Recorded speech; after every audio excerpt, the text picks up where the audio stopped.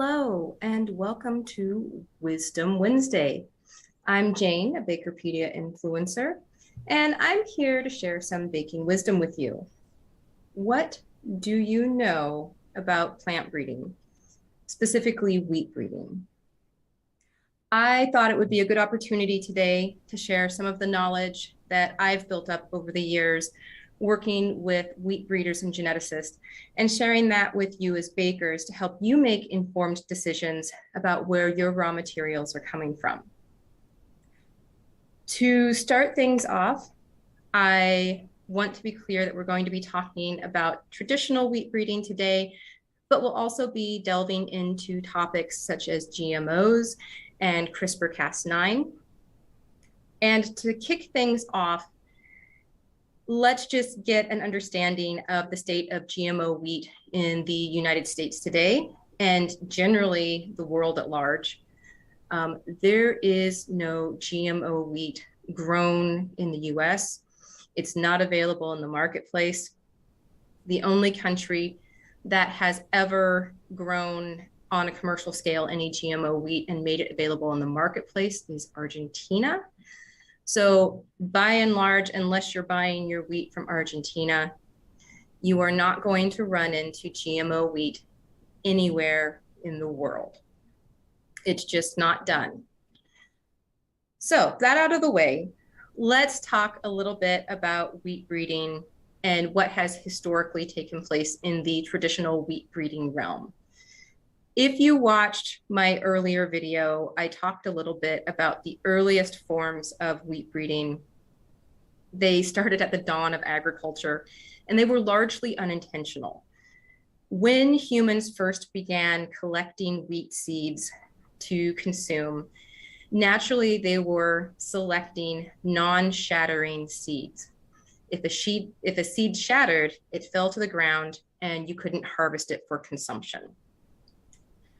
Over time, we realized that we could take the seeds we'd harvested and plant them, and then we would be assured that there would be wheat growing in this particular location that we could then harvest for consumption and further seeding, continuing the cycle. And so inadvertently over time, we would select for certain traits like the non-shattering seed trait.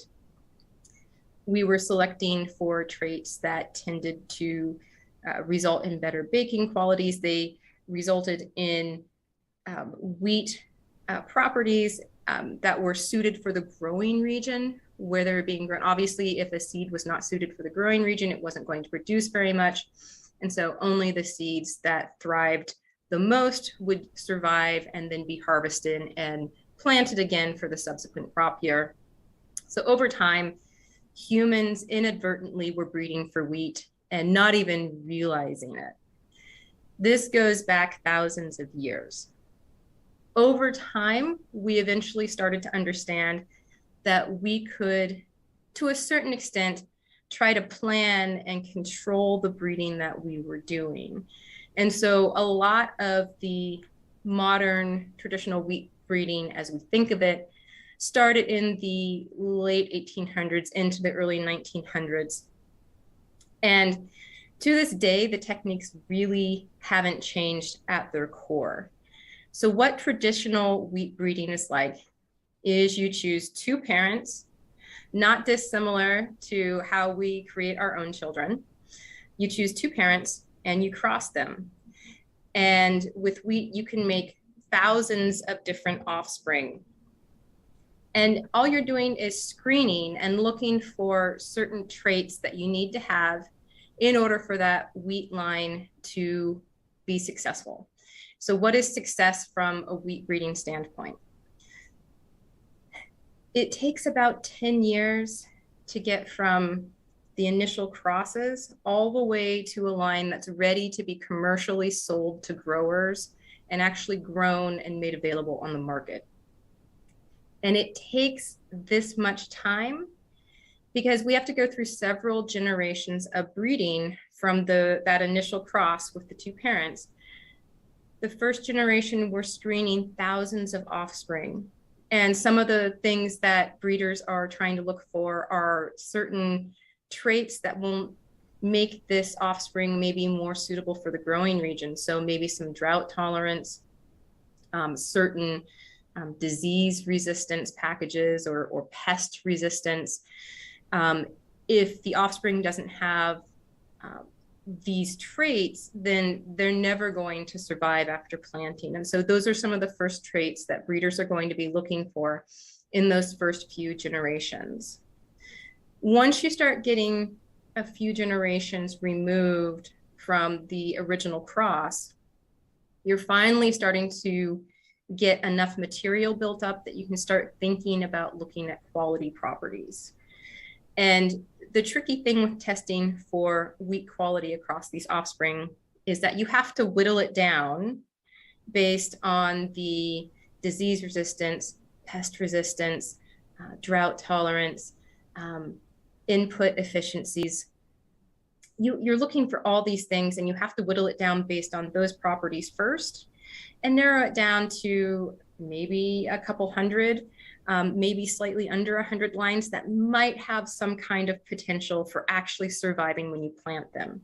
Then you can start thinking about quality. And the tricky thing with quality is that you have to have enough wheat available that you can actually grind it up into either a whole meal or a refined flour, and then essentially destroy that sample in the process of testing. When we run tests to assess wheat quality, the sample ultimately gets destroyed. We can't get the wheat back and plant it. So it is something that wheat breeders wait until much further on down the pipeline to test for that specific reason. Earliest generations, you're maybe getting a few kernels, a few dozen kernels. That's not really enough to do the quality testing that we need to do. So you can see how starting with 2 parents, making the initial cross and taking it through a few generations to be able to screen for how this wheat will be able to survive, and then propagating that until you have enough material that you can start testing quality traits, whittling down those remaining varieties to only those varieties that look like they're going to be successfully grown and look like they have some kind of quality that will be useful in the baking industry. You can see how that takes about 8 to 10 years with the traditional plant breeding process to get from start to finish. Keep in mind that during the 10 years that you're going through this cycle as a breeder, things are going to happen that you didn't necessarily plan for. Suddenly, you're going to have some kind of major weather event that drastically changes your perspective on how much drought tolerance do you really need? How much resistance do you need to fusarium? And of course, fusarium results in the production of DON, which is a vomitoxin that millers are constantly screening for. There are lots of things that happen in the span of 10 years that might make a cross that looked promising early on something that's largely irrelevant by the time you get to the process. Typically not, but sometimes it does happen. The emergence of new diseases or new pests, that's quite common. So there's a lot of things that plant breeders are trying to balance when they're doing those traditional crosses and trying to take something through that pipeline over that substantial of a period of time. Now, where GMOs started to enter the picture was there was really this focus on how can we maybe start to shorten this 8 to 10 year pipeline and make this more efficient and more targeted. And of course, it took time to develop the technology to be more efficient and more targeted. And so sometimes the information that is out there is based on very, very old techniques that are not even relevant anymore. And to just keep things simple in terms of GMO breeding, let's talk about 2 different forms of GMO. So there's transgenic GMO and there's cisgenic GMO. Let's start with transgenic because I think that's the one that's most scary for people. Transgenic GMO is when you take a gene from another plant or an insect or another organism and you insert it into the wheat genome. Now, this can be a little bit scary because inserting a gene means you're inserting a protein into wheat that is not naturally there. And while we know what the gene is, and of course it would be screened to make sure that it's not necessarily a health hazard for humans, there can always be unintended side effects. And one of the biggest concerns that we have with transgenics would be allergenicity, for example. So these proteins were not naturally found in wheat, and you put them in there, and somebody may be allergic to it. And that's a really great example. Some of the products, or I should say, some of the materials that were first created with transgenetics or transgenic technology were really well-intentioned. Things like golden rice, for example, designed to introduce more carotenoids, vitamin A, into rice to address that vitamin A deficiency in certain rice consuming populations. And so the intent was definitely to provide a nutritional benefit to certain populations that were undernourished in terms of their vitamin A consumption. However, it wasn't very well received because they used a gene from another plant and inserted it into the rice genome. So breeders learned from this misstep early on, but I don't think that the public has forgotten it in general. And that's rather unfortunate. Most GMO work today, and we do still study GMO in wheat, but let me reiterate, it is not available. It is not grown in the US. None of the wheat you buy from the US is going to be GMO, to be clear. However, the approach that more breeders are starting to take now is a cisgenetic approach. So what that means is you're taking a gene from wheat and reinserting it back into wheat. Now that's a very targeted process because it's coming from the same background. So it's coming from a wheat kernel, and you are reinserting it into another wheat kernel that lacks that gene.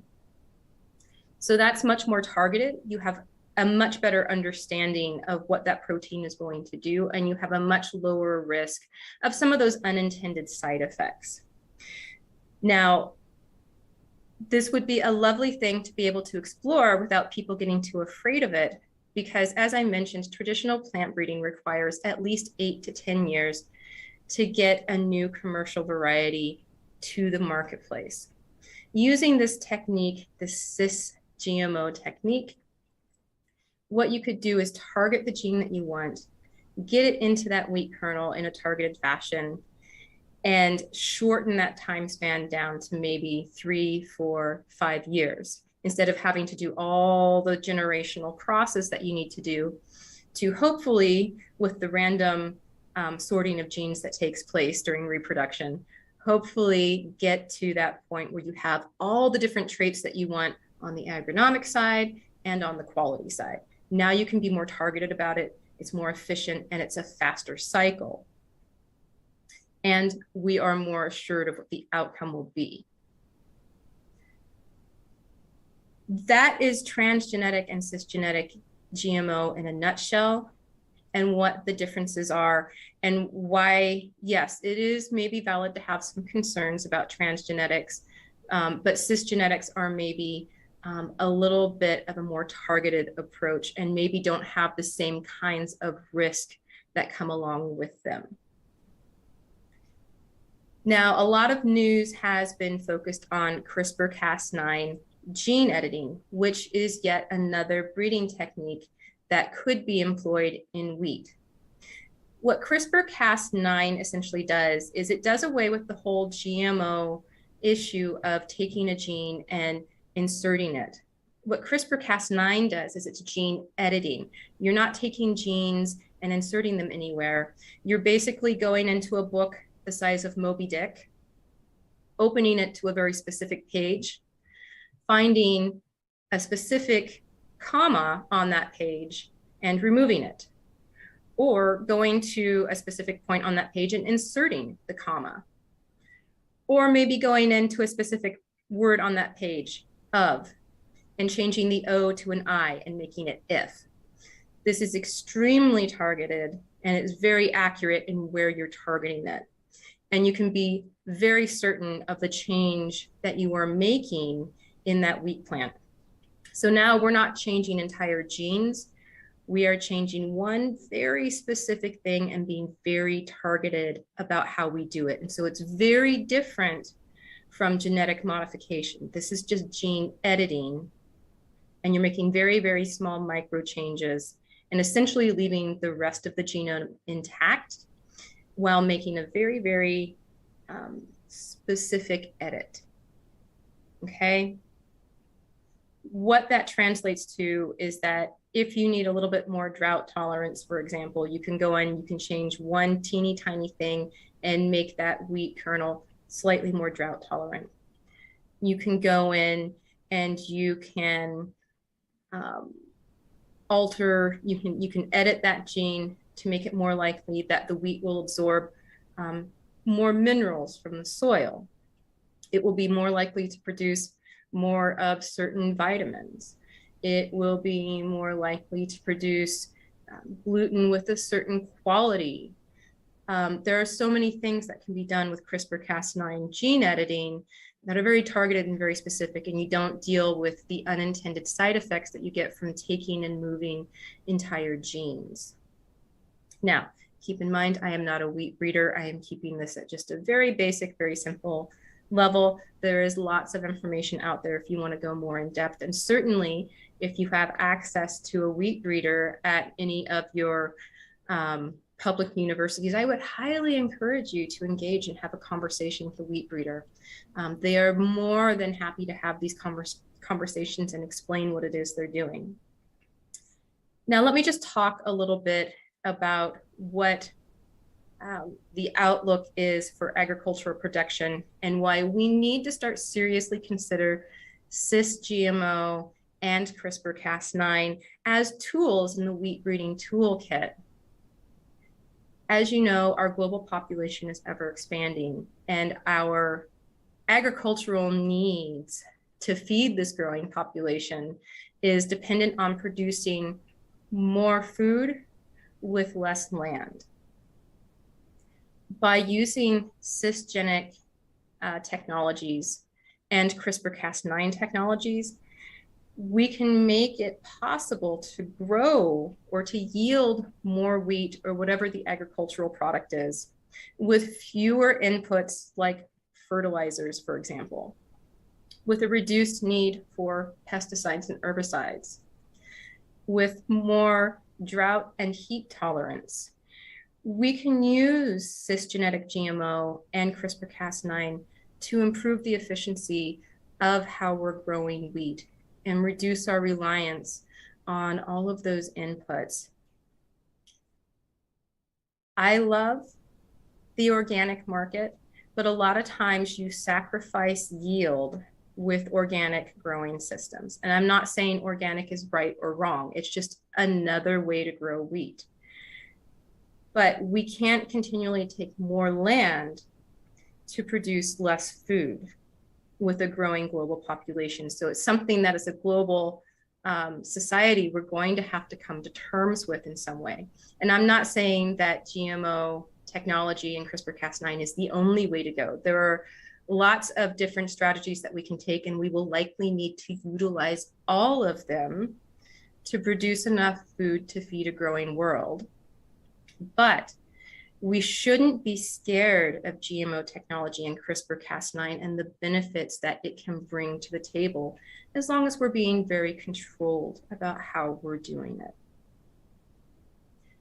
So that's just a quick primer on different types of wheat breeding techniques: traditional, transgenic, cisgenetic, and CRISPR-Cas9, and how they are and or can be employed to improve the wheat breeding, improve the outlook for wheat breeding, shorten that pipeline, make the breeding process more efficient, make it more possible to produce more food for more people in as efficient a manner as possible.